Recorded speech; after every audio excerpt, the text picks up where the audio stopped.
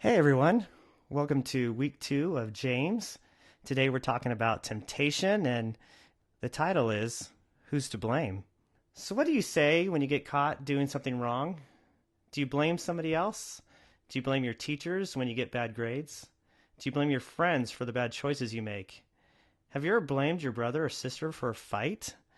And you actually said these words to your parents: "Hey, they started it."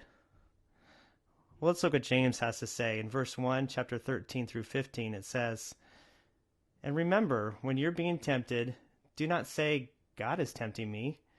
God is never tempted to do wrong, and he never tempts anyone else. Temptation comes from our own desires, which entice us and drag us away.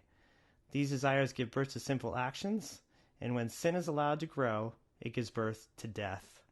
So this says that we can't blame God for tempting us to sin. So if we don't blame God, whose fault is it when we do something wrong? Well, right. It's usually our own fault. James 1:14 says, "When temptation comes, it's by our own evil desires that we're dragged away and enticed to sin." So, for example, if you go someplace where your parents don't want you to go and they ask you where you've been, you're tempted to lie so you don't get in trouble, right?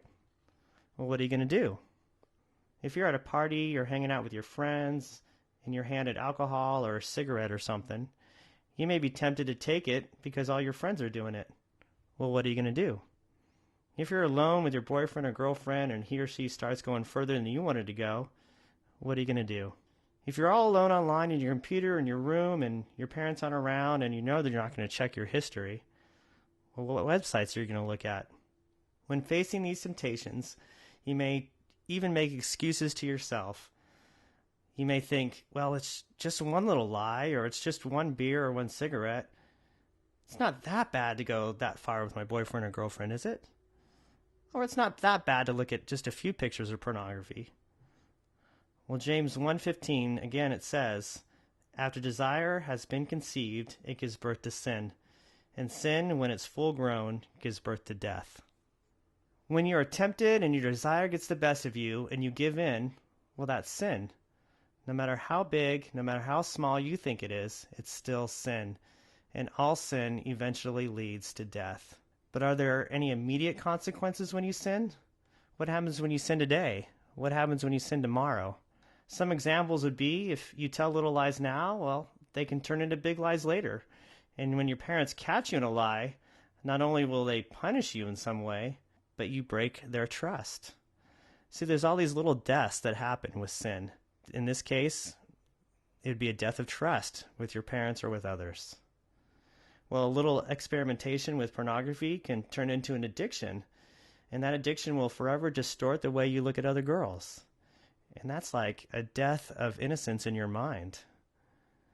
A little experimentation with drugs or alcohol can also turn into addiction, and this will harm you physically. It'll affect your grades, it'll affect your athletics, it may even get you arrested. And this can be a death of your future or a death of your dreams. 1 Corinthians 10:13 says, "No temptation has overtaken you except what is common to mankind. And God is faithful. He will not let you be tempted beyond what you can bear. But when you are tempted, he will also provide a way out so that you can endure it." So this says that temptation is a normal part of life for everyone. But God will never allow you to be tempted so terribly that you can't bear it and you have no choice but to give in. In fact, God will always provide for you a way out of your temptation. But you're the one that has to choose to take that way out. So a great question is temptation a sin? Are we sinning when we are being tempted? No. It's when you give in to that temptation that it becomes a sin. So like I said at the beginning, we make excuses for our sin. You may say things like, "I didn't know what I did was wrong at the time," or "I didn't know there would be consequences for what I did." So how do we know what is right and how do we know what is wrong? How do we know what is temptation? How do we recognize it?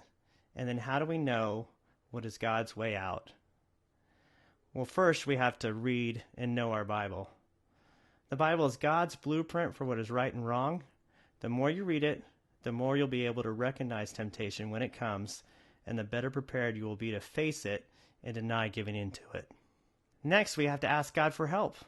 See, we need to pray to God daily about the temptation we're definitely going to face that day.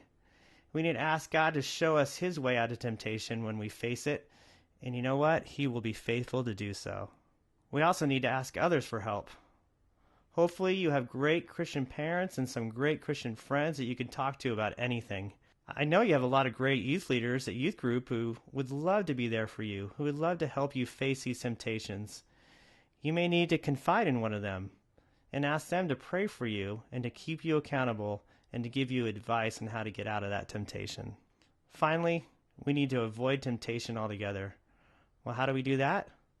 Well, first you need to recognize what are some common temptations that you usually fall into.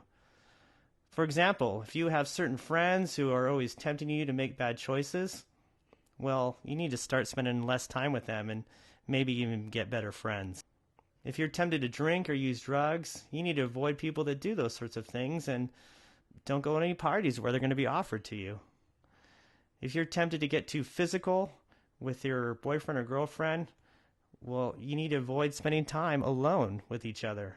If you're tempted to look at things on the computer that you know you shouldn't be looking at, get some good filtering software and get your computer out of your room and put it in a public place in your house where you won't be alone with it. God wants what's best for you. He wants to keep you from the consequences of falling into temptation and sin. So the more you know the Bible, the more you talk to God, the more you depend on other Christians, well, the more prepared you'll be to face temptation and avoid falling into sin. So pause this video now, talk with your small group about the following questions.